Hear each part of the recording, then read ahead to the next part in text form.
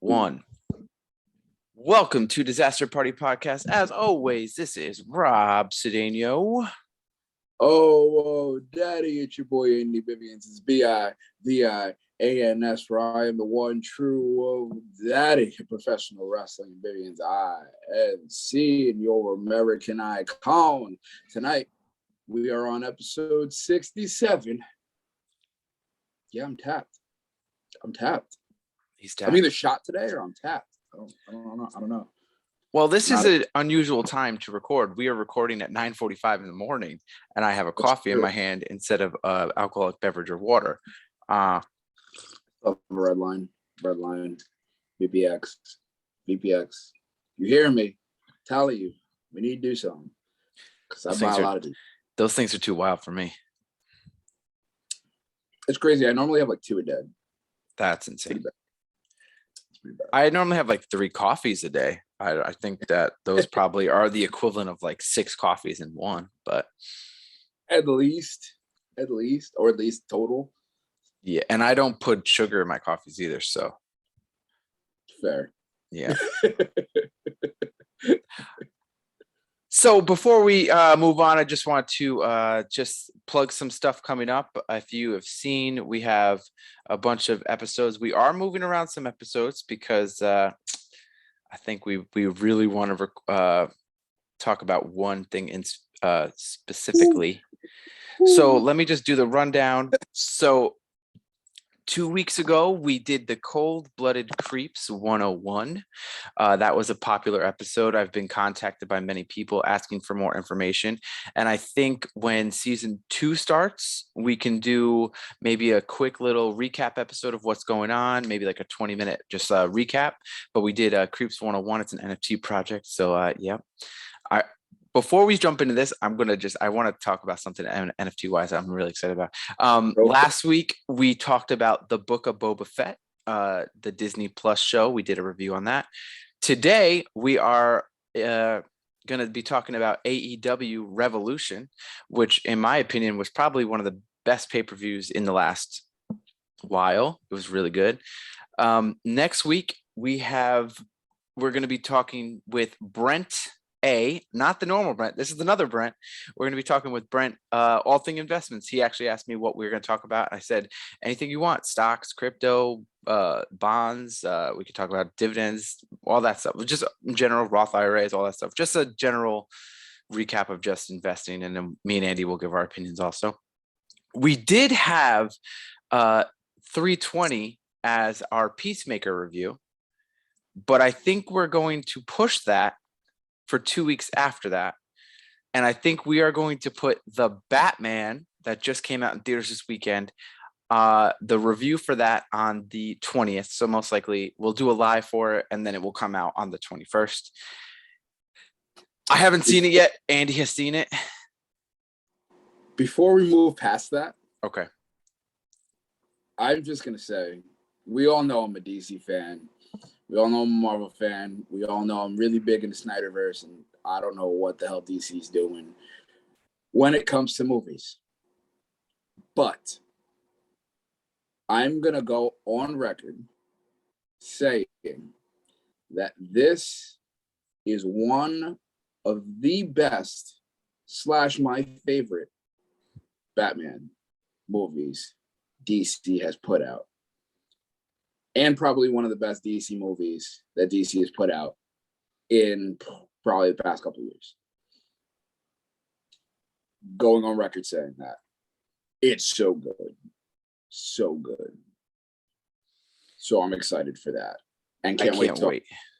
Because there's a lot of things there that if you didn't pay attention, you're like, oh, that sets up for this. That sets up for this. That sets up for this.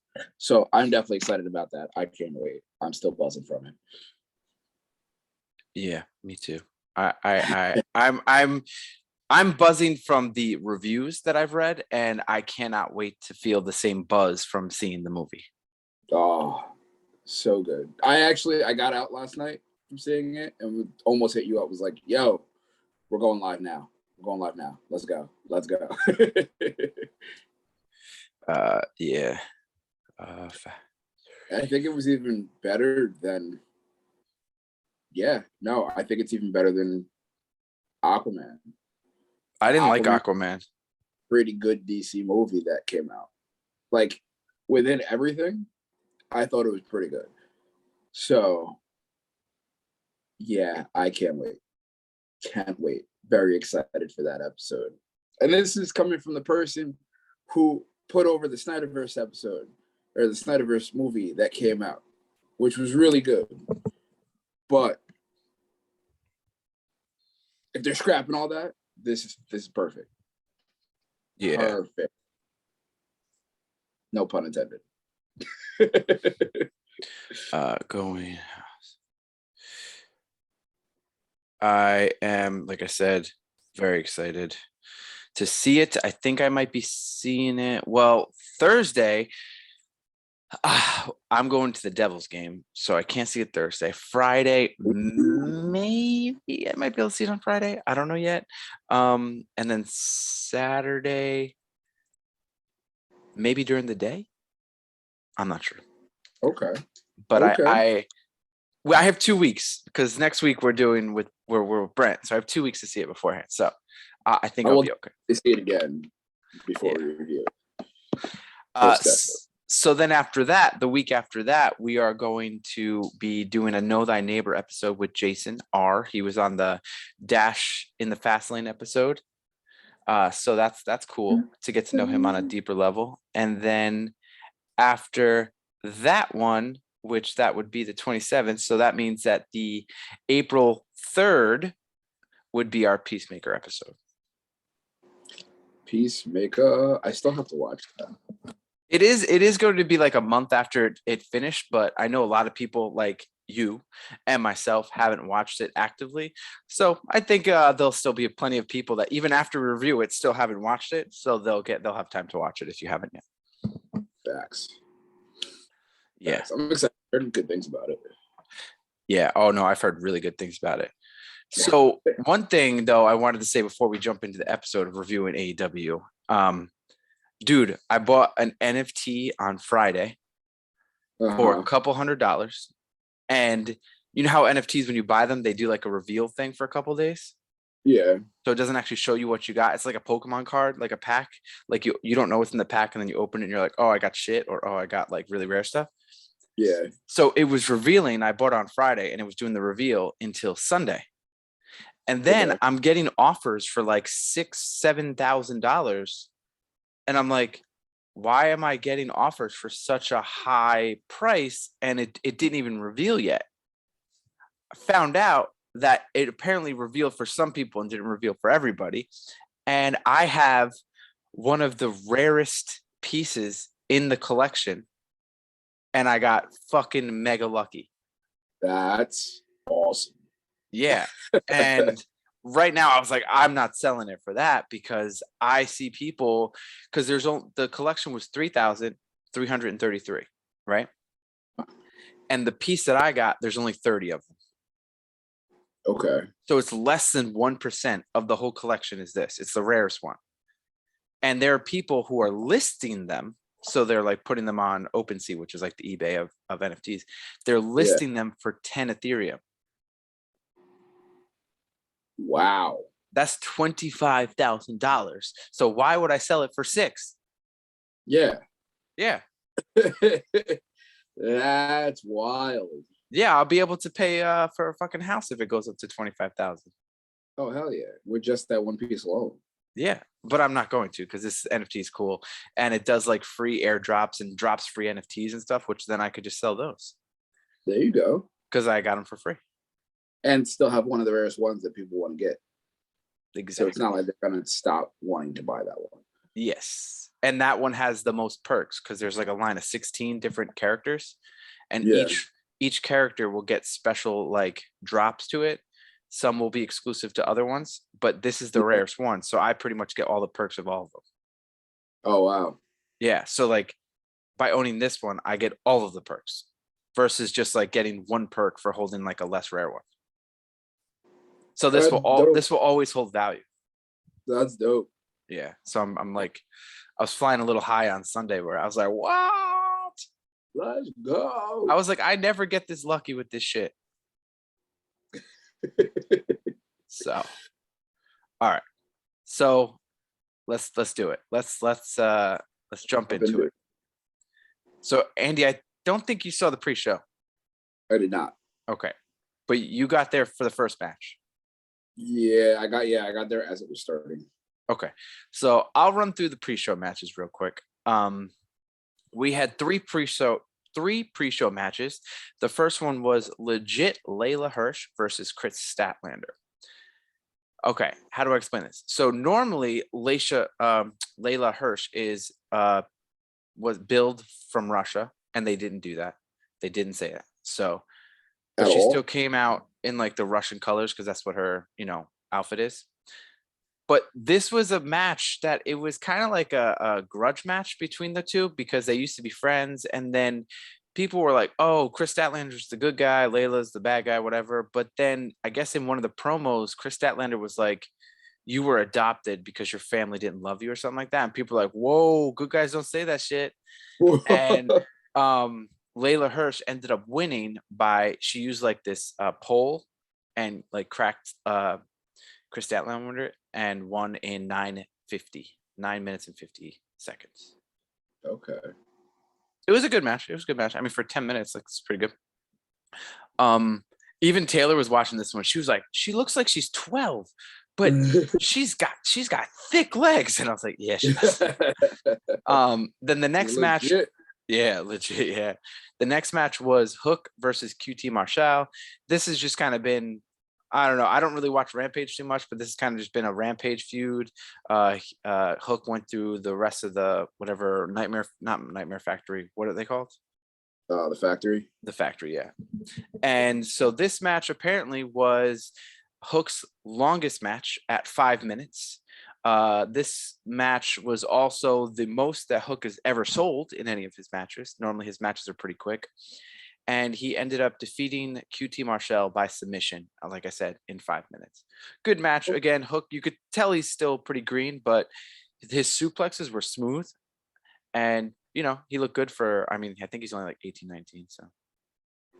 Word. That kid's good. Yeah. Yeah. I mean, he will be good for sure. Yeah. Yeah.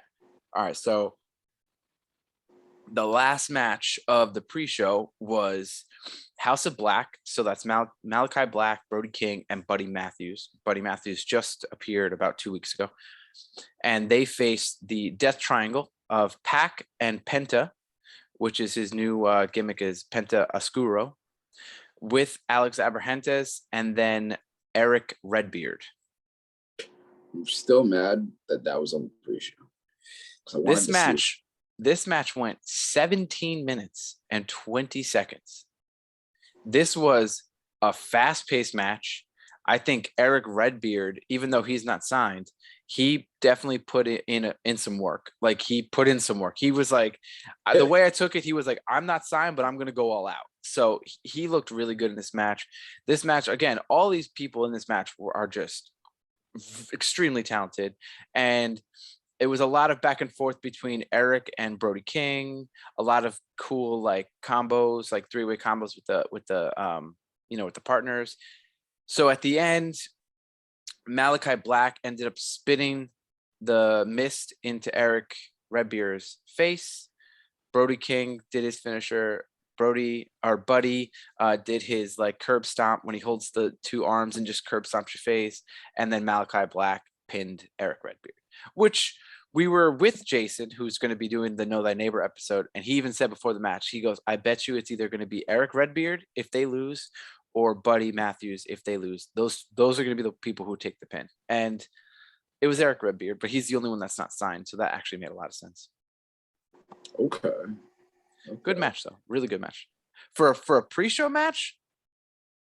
Still mad I missed that. I mean, the pre-show stuff is on YouTube. I thought that would have been on the main card. Granted, the main card had a lot of good matches too, though. Yeah, the main card had a lot. All right, so let's jump into the main card.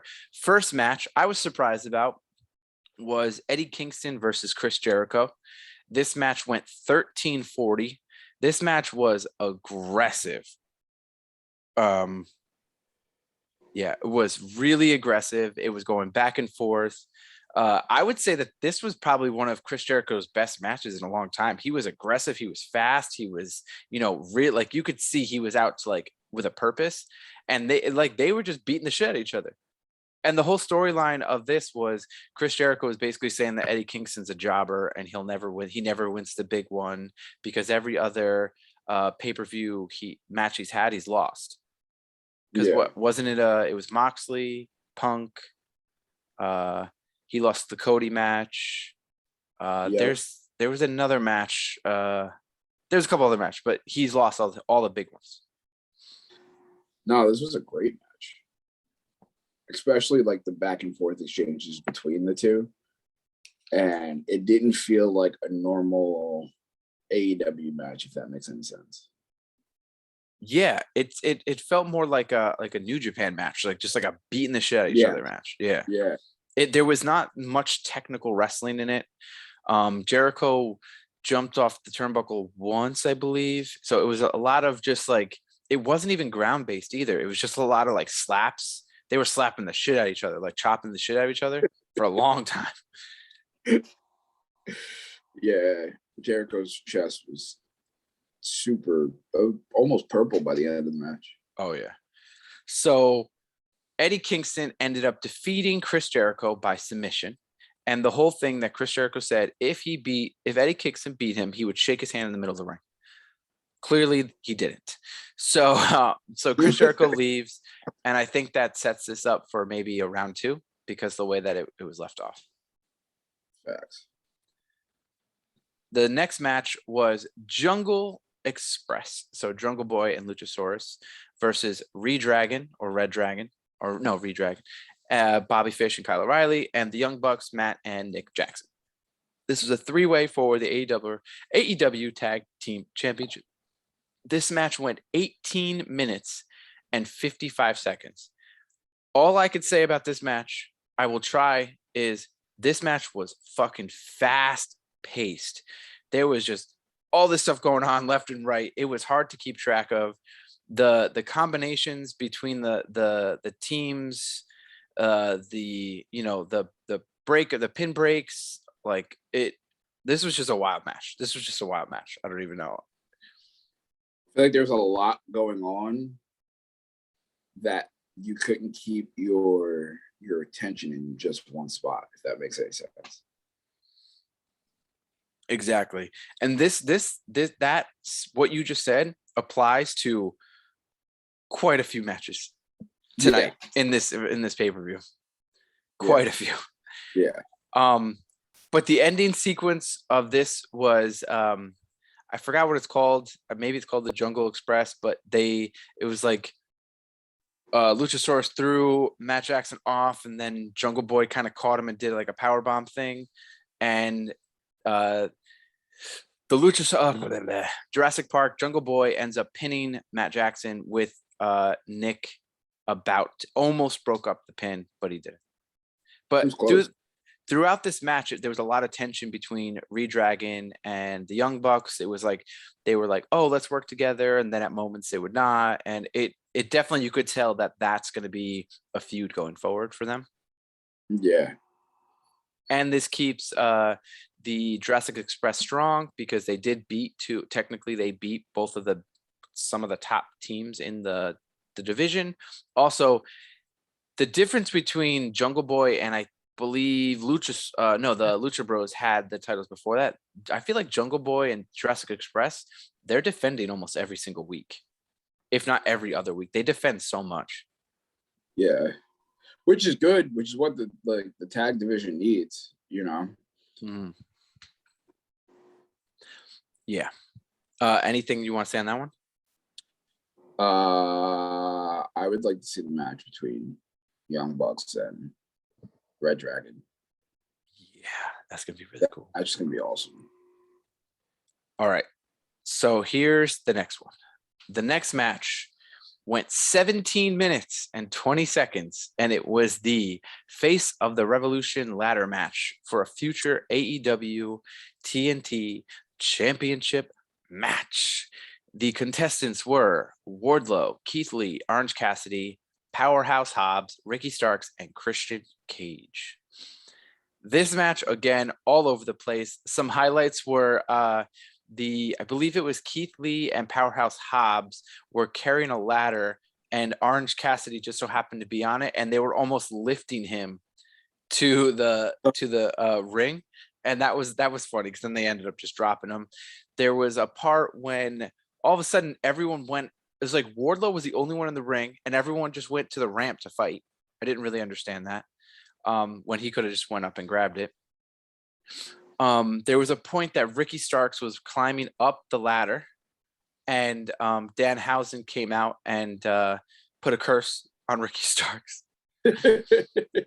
And at the top, like the way that it finished, it was Ricky Starks and Wardlow at the top of the ladder, and Wardlow like power bombed Ricky in a horizontal ladder off the top, and that looked like it hurt. And then Wardlow went up and grabbed the ring. Yeah, that looked nasty, especially with his neck. Like that looked bad. Yeah. It was just, again, this was one of those matches. It was like all over the place. There was a lot going on, but there were some things that stand out, and those are things that we spoke about. Christian Cage, I'm assuming that Christian Cage wasn't a huge part of the match of what I remember, but I'm assuming that they had him in the match because he's like a ring general and he's been in so many ladder matches in his career. But I would say that this match was like really good in a 6-way ladder match. Yeah. It's funny when he was coming out, all I'm thinking is him having flashbacks of like the Terry Invitational matches and the first TLC matches. But yeah, no, I thought it was well done. The Orange Cassidy in the ring with Hobbs and Keith Lee and Wardlow was funny. And him trying to climb their back to get to the ring, where they're like all in like a huddle, they all go to get him, and then he like jumps on like their shoulders and he's like trying to grab it instead of using the ladder. I thought that was creative. Yeah. Yeah, there was a lot of cool. Like I said, this match I would say go back and watch. Like this whole pay-per-view, there was not really a miss. Yeah. There were some matches that maybe didn't live up to what the expectations are, but we'll get into that. But I think there's an explanation for it. If you're talking about what I'm thinking about, I think even though people felt that way, it was still a pretty damn good match. Oh, yeah. I agree. And I think there's an explanation for it. So when we get there. All right. The next match was Jade Cargill, who is the TBS Women's Champion, and versus Ty Conti. This match went 6 minutes and 50 seconds, and Jade Cargill won.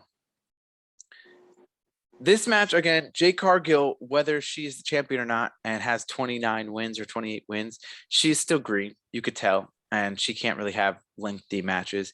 And Ty Conti, from her NXT days, has improved a lot, but she's not up to like ring general. Like she's not leading a match, you know, she's not there yet. She's getting there, but she's not there yet. I would say she's like maybe 5th tier of the women's division in AEW, Ty Conti, but she's moving up. Like you got Britt Baker, Thunder Rosa, Mercedes Martinez, Ruby Riott, or Ruby Soho. Like those people are definitely more, they can lead a match versus, you know. Well, they've also been in it a lot longer. Exactly. Yeah. So Ty Conti's definitely getting there. Jay's got some work still. To me, like there was nothing that really stood out in this. I just know in the beginning of the match, right in the beginning, Jade grabbed Conti's face and just kissed her in the middle of the ring. Yeah, I didn't understand. I didn't either. Jade was dressed as Jade from Mortal Kombat. That was cool. And then Ty Conti came out with war paint on her face, which kind of looked like she got spit in the face by Malachi Black. But yeah, about the match, I mean, I don't have much to say about this match. It was good for what it was. It wasn't the best. It wasn't the best match on the card, and I don't think anyone expected it to be. But it was good for what it was. Yeah. Yeah. You could see that Jade improved, and you could see that Ty Conti's improving. So again, this is just establishing, two future big women stars. Oh, Andy, did we lose your video? Yeah. Hold on. Word. All right. So this next match was the longest match on the card. I thought had the best storyline going into the pay-per-view. And this match was CM Punk versus MJF in a dog collar match. Match was wild. This match was wild. I don't know if you want to recap it because this match was wild. The storytelling in this was awesome. The ending was, in my opinion, was a little expected, but it was still cool to see. So, first off, starting off, he comes out with his old ROH music, which was awesome. Yes. Old ROH, which is awesome. And like I even said it there while we were all watching it, is like that feeling to him must have been so awesome. Because think about it, when he was in ROH, he was trying to come up, he was trying to, become a megastar. Now he's a megastar, and he's using what got him there. You know what I mean? Like that's who he was before he went to WWE. And now he's going back to that and doing that in front of like an even bigger stage or a bigger platform than ROH had. Must have been like an amazing feeling. Yeah. But it was cool to see that. It was cool to see him come out like that. And there was a lot of good references where it was showing like his old ROH promo to the one he cut recently. And you could tell like he was going back into that mindset. It was more grittier mindset. They just beat the shit out of each other with the chain. Whipped each other with the chain, punched each other with the chain. Punk was a bloody mess. I don't know if MJF. He started bleeding toward the end. I think he was bleeding. I couldn't tell if it was Punk's blood on him or his. Punk had Crimson Mask for sure. Yeah. But he also got his ass beat and was bleeding on Dynamite the week before. And you could see he still had like a scab on his forehead. And I think that MJF was just targeting that spot just to break it back open. Reopened it. Yeah. But man, between, like you said, they were punching shit with the chain. You could see that they were getting tangled up on the chain, around the rope. So you could see, because that's got to be hard to do. But later on, when MJF brought out the thumbtacks, and they put it in the middle of the ring, and they teased it for at least 5 minutes. Like, oh, who's gonna get Dawson? Oh, who's gonna get Dawson? And eventually, CM Punk took it, but because they did a a suplex off the top.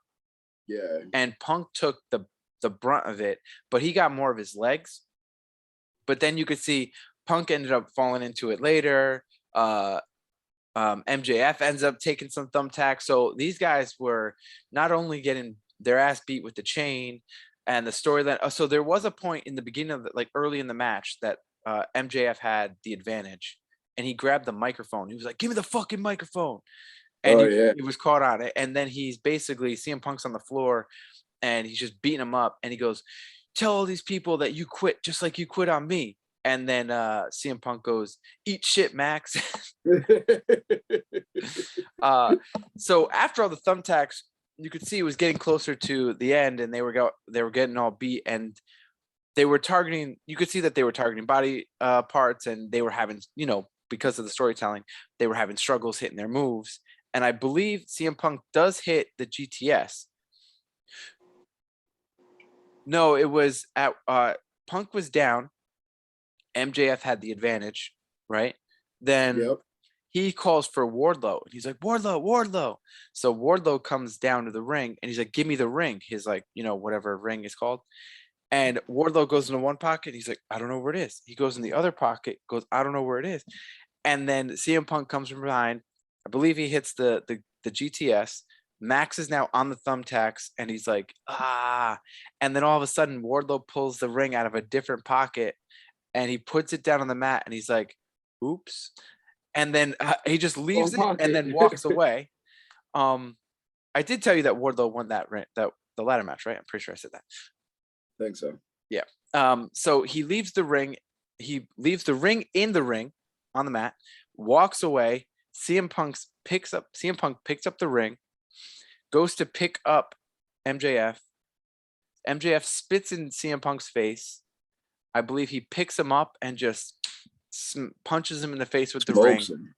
1, 2, 3. And CM Punk wins the dog collar match. This was a brutal fucking match. So much blood. The storytelling again between, you got to think there was 2 storylines that were going on in this one. You had the whole storyline between MJF and CM Punk, especially in the middle of the ring or in the middle of the match when he pulls up the microphone. He's like, quit, like tell everyone you quit, like you quit on me. Cause that was the whole story. Yeah. Then on top, so that whole storyline was great. Then there was like a secondary storyline going on with MJF and Wardlow.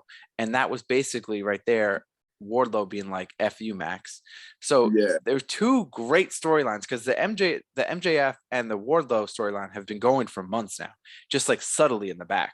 So you can see that this is kind of like the end, like the real start of that storyline and almost the end of the CM Punk storyline. So the storytelling in this match overall was really good. And this was my favorite match on the card. I can see why. I could agree. Yeah. Yeah, the transition from one into the other was awesome. Mm-hmm. And it's like the way they built this too was phenomenal. Mm-hmm. Like the story behind it, and both of them on the mic is money. So agreed. All right. This match is the match I was saying it was good. I thought it could be better, but it did have to follow that match. And that was, I'm assuming, like, even for me watching it in like on a TV versus the people that were watching it live, I'm sure they needed a little break after that because of how like graphic and crazy that match was. So this next match was Dr. Britt Baker, DMD, versus Thunder Rosa. I thought it was still great.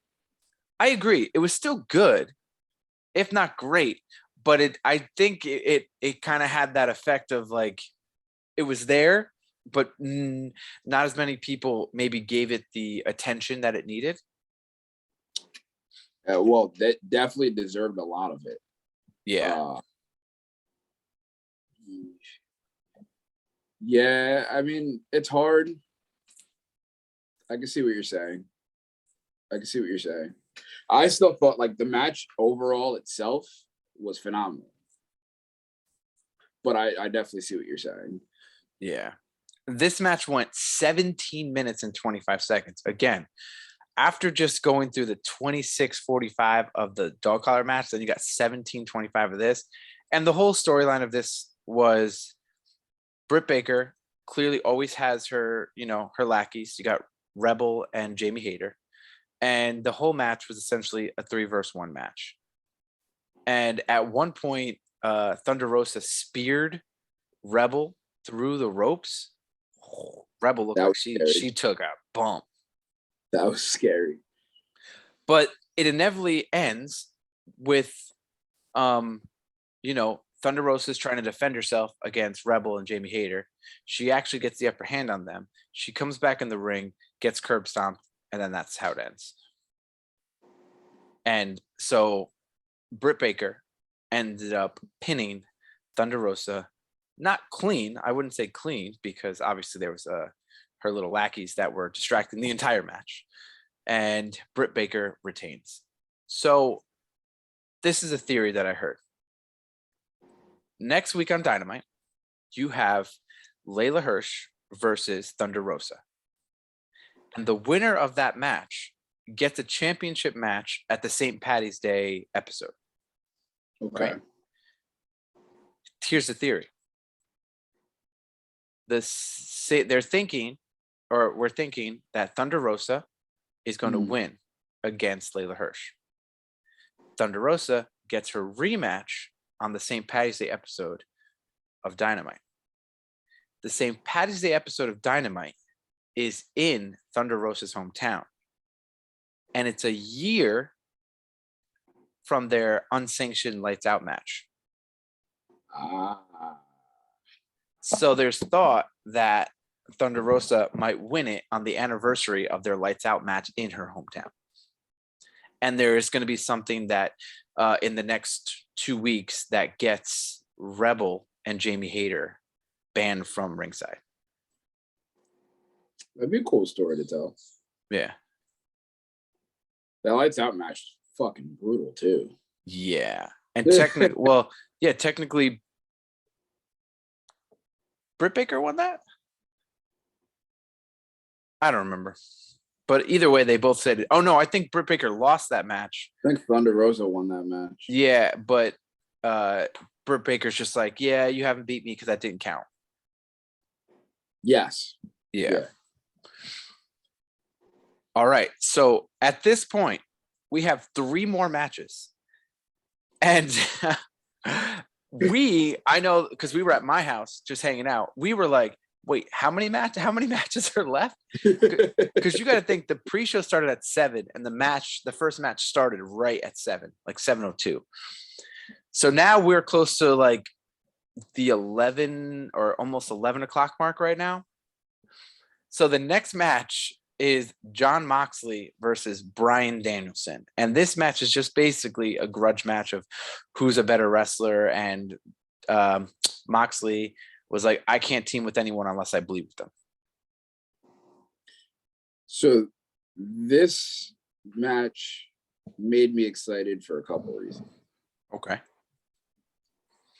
Their style has definitely changed since going into AEW. Mm-hmm. And we all know that both of them are very aggressive. Mm-hmm. So seeing them against each other in that capacity, you're already expecting a very aggressive match. And they did not disappoint. No, they not at all. The dog shit out of each other. Like the dog shit out of each other. So the crazy thing is, if you look at it, apparently Jon Moxley won the Brawler of the Year for like PW Insider or something, and Daniel Bryan or Bryan Danielson won the Grappler. Okay. Like, or mat based wrestler or something of the year. So they both have complete, like, Brawler and mat based wrestler are completely different. Mm-hmm. And you could see throughout this match, they were doing a little bit of both. They were just beating the shit out of each other, Brawler style. Then they were doing, Bryan was putting them in submissions and stuff like that. And this whole match was just who can overcome who. And everything was like a reversal or a comeback and I wouldn't say there was anything like spectacular in this match that you were like, whoa, like someone doing a 100 spin thing off the top rope. Like, it was nothing like that. It was just them beating the shit out of each other. Yeah. And it was just like, who can, one up the other guy. And that was the whole match. And it was really good because of it. And you could see that they were just going back and forth. And it was like I said, the whole match was just who's going to slip up first. And Bryan had Moxley in a submission. Moxley reversed it and ended up pinning Bryan 1, 2, 3 in the middle of the ring on a reversal. And you could see Bryan jumps up. He's like, no, my shoulder was up. And then they started brawling again. Like, just the two of them, they started brawling again after the match. And then all of a sudden, William Regal comes down from the ramp, comes into the ring, pulls them apart, holds them apart. He looks at Moxley and just slaps the shit out of him. And then he goes to Daniel Bryan because Bryan's like, he's looking, he's like, ha ha ha, like, oh, you got slapped by Regal. He goes to Bryan Danielson and slaps the shit out of him too, right in the face. And then William Regal's like, shake hands, and they shook hands. Regal and Bryan left the ring, and Ambrose, Moxley's just sitting there like, what just happened? This match went 21 minutes and 5 seconds. What? I mean, they were talking about teaming them up. Are they going to be a tag team? And then William Regal is going to be their manager? That would be awesome. What if like it's them two and they become like another faction or something? And it's Daniel Bryan or Bryan Danielson and Moxley recruiting younger guys, like how Bryan Danielson was talking about, Lee Moriarty, Daniel Garcia, stuff like that. And now Regal is like the head, like talker, manager-esque. That would be cool. That'd be dope.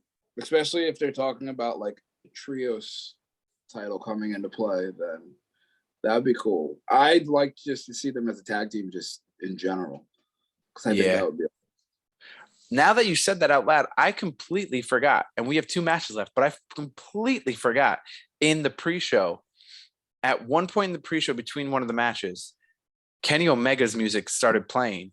And people were like, what? You could see the crowd go, what? And it was Don Callis basically just hyping the pay-per-view, saying that, the Bucks were going to win, which we've already went over. They didn't. He was claiming that Adam Cole was going to be Hangman Page, and that he would be a good, a transitional champion until Kenny Omega comes back. So the rumor is that when Kenny Omega comes back, they are going to be revealing that they are trios titles. And I could see that because we were talking about it is if Kenny Omega and the Bucks, that's one team. You got Adam Cole and Redragon. You have Jungle Express with Christian. You have the House of Black. You have the Death Triangle. Like there's at least 6 or 7 groups. You could do it with the Dark Order. They could be a trio. HFO or the Hardy Family Office, whatever they are now, they could be one. So like there's you can even do Darby, Sting, and Punk because they were a trio for a little bit too. So like there's so many different connections. You can even do the Taz's group, Hook, Starks, and Hobbs. Oh yeah. So there's so many different trios. So yeah, that match was really good. I would say that's probably my second favorite match on the card, Moxley and Bryan, and I can't wait to see how that continues. That was one of my favorites. All right, this match was a lot. Darby Allin, Sammy Guevara, and Sting versus Andrade, Matt Hardy, and Isaiah Cassidy. This was Andrade's first pay-per-view. I believe so. Andrade looks fantastic. He does. Looks strong. And beat the shit out of everybody. For a while, yeah, he was. Like, they all came for him. And then he was just like, fuck this. I'm throwing you here. You eat this. You take, like, he was just manhandling everyone. It was awesome. Mm-hmm. This match started fast. Like, before the bell even rung, everyone was attacking each other outside the ring. Some of the highlights, I would say, at one point, Isaiah Cassidy, or both members of the Private Party, were up the ramp at the entryway. There was 2 tables set up. Isaiah Cassidy was like up on one of the banister, I guess like one of the lighting fixtures. Mm-hmm. He climbed up, and so did Sammy Guevara. Went up there, and then he did a 1-man Spanish fly into the table with Isaiah Cassidy, and that basically wiped them from the match.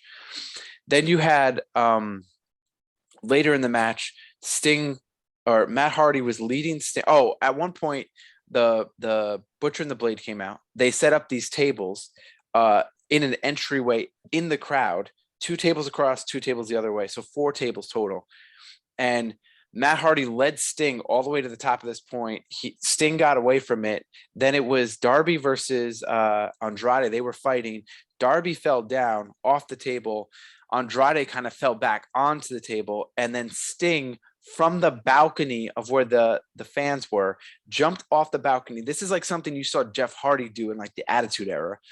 He jumped Sting, 63-year-old Sting, jumped off the balcony onto Andrade through 4 tables. The man they call Sting. Yeah. And then it ended up. Oh, go ahead.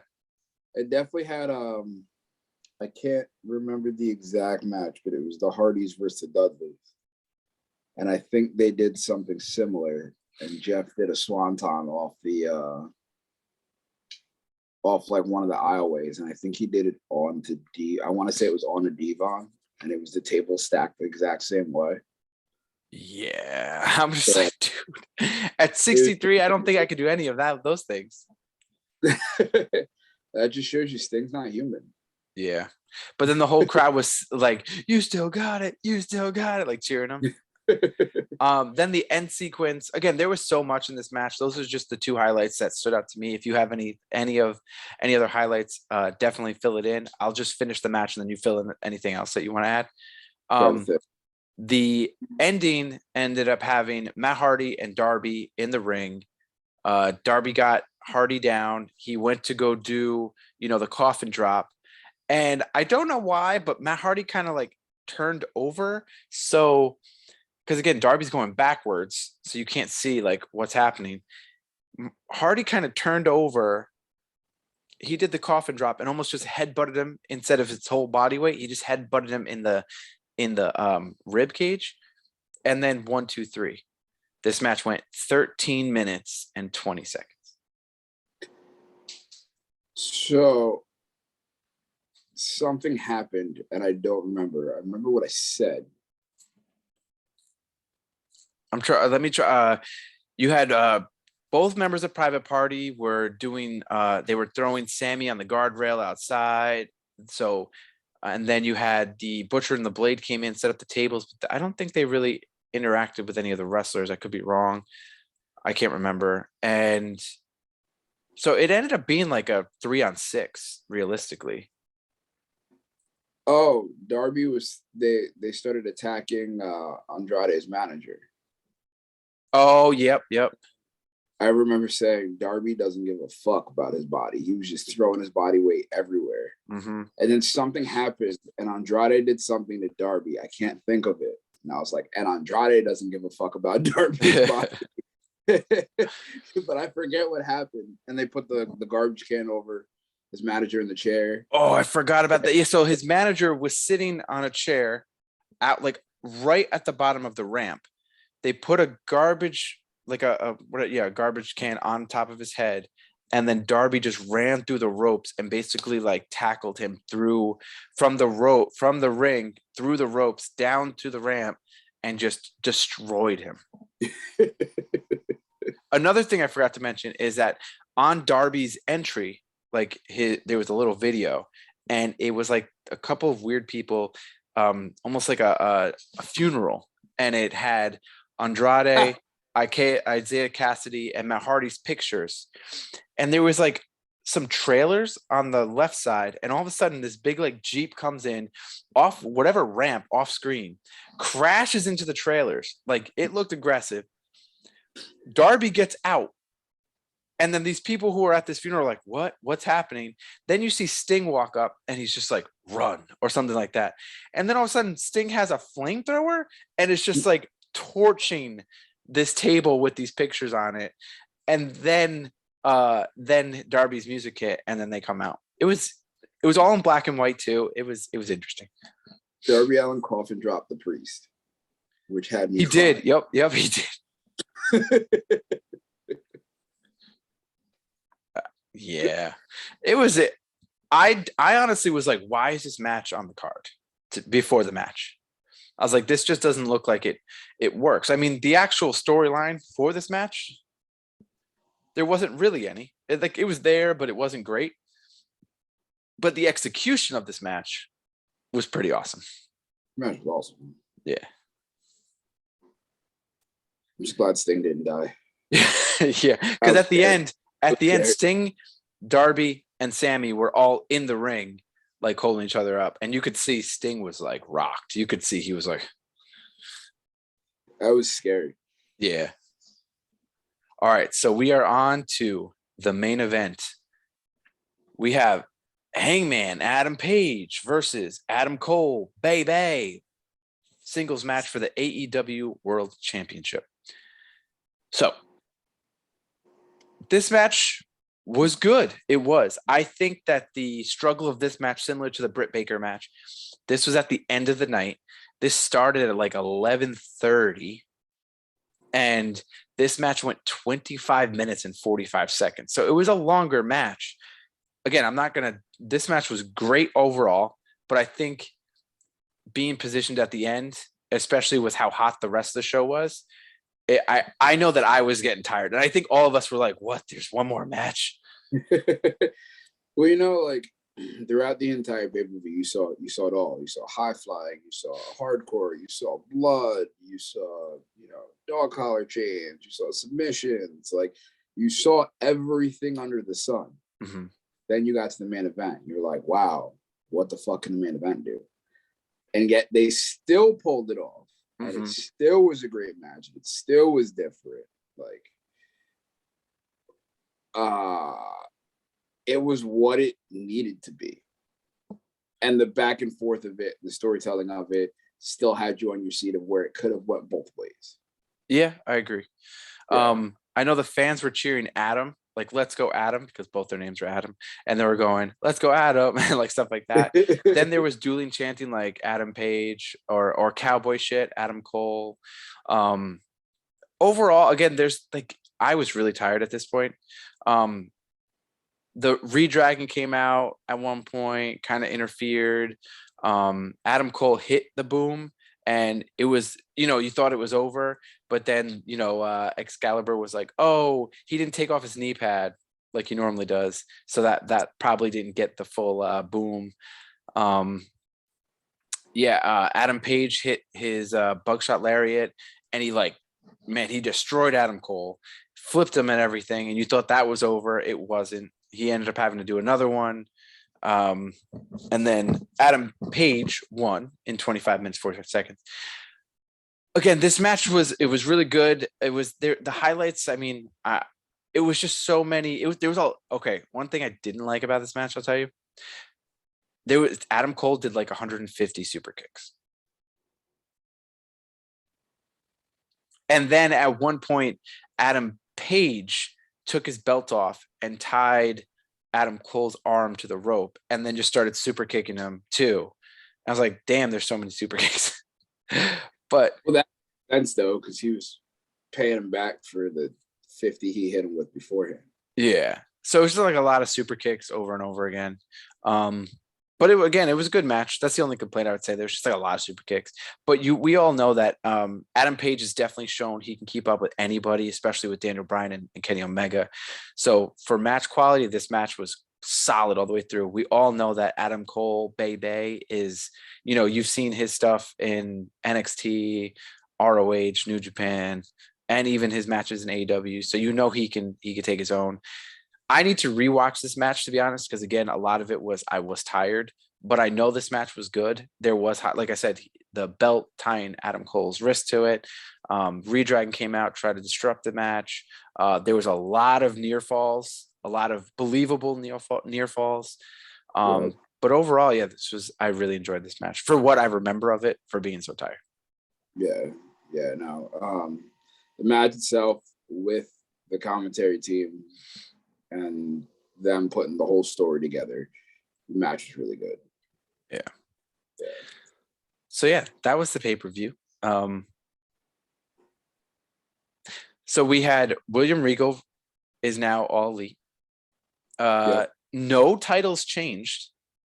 None. TBS title didn't change. Tag team titles didn't change. Women's title didn't change. Heavyweight championship didn't change. Or the world championship didn't change. You're right. Yep. So normally, at least the pay-per-view, there's like one change, but there was no change.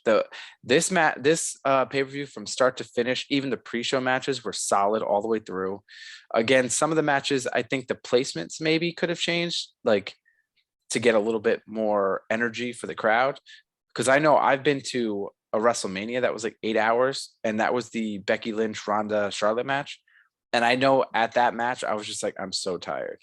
I'm just like, I'm paying attention, but I'm like, woo, like I wasn't. Like, it's crazy because like the matches are so good. Yeah. But it's just a long length of time. Yeah. I felt like this was almost their, even though it's not, but this was almost their WrestleMania type show.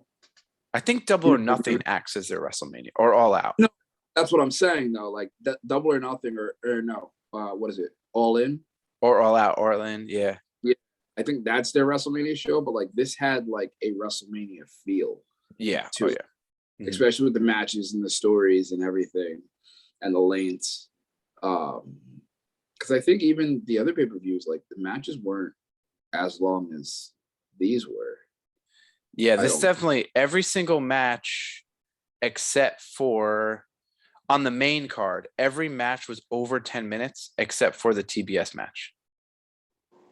So yeah. And most matches were 15 or more except for Eddie Kingston was and Jericho was 1340, and then the Sammy Guevara, the 6-man tornado match with Sting was 1320. Every other match was 15 or more. So out of the whole card, which was if you don't count the pre-show, so it's 3, that's 9 matches. Every one of them except for 3. So 6 out of 3 or 6 out of 9 were 15 or more, which is that's a solid card. Decent time. Yeah. Yeah. And there was 3 of those matches were 20 minutes or more, and one of them was just under 20 minutes. That's crazy. Yeah. But overall, I think this pay-per-view, like they're gonna have to do a lot to compete with this one for sure. Because this, as of right now, probably best pay-per-view of 2022 right now. Yeah. I could see that. I mean, it's only March, but that's also true. Yeah. Well, what did you guys think? That's our opinions on that. If you guys have any feedback or opinions on this, feel free to put a comment in the Revolution post that we put on social media. So right there, as always, remember to like, follow, subscribe, comment, share, all that stuff to Disaster Party Podcast on all social media platforms, including YouTube, which is where we are right now. See our faces. And we'll put up our schedule and what's coming up next, and you can put your feedback in the comments or anything like that. Feel free to, again, remember or help us, so give us 5-star ratings on any and all podcast apps, subscribe to us on YouTube, help us get those numbers up, and yeah, share with your friends. If you like our podcast, share with your friends, and cool. So for Disaster Party Podcast, I'm Rob Cedeno. Oh, well, Daddy, I'm Andy Bivians. We will see you next week with Brent A on our investment podcast. So until then, we are out. Bye.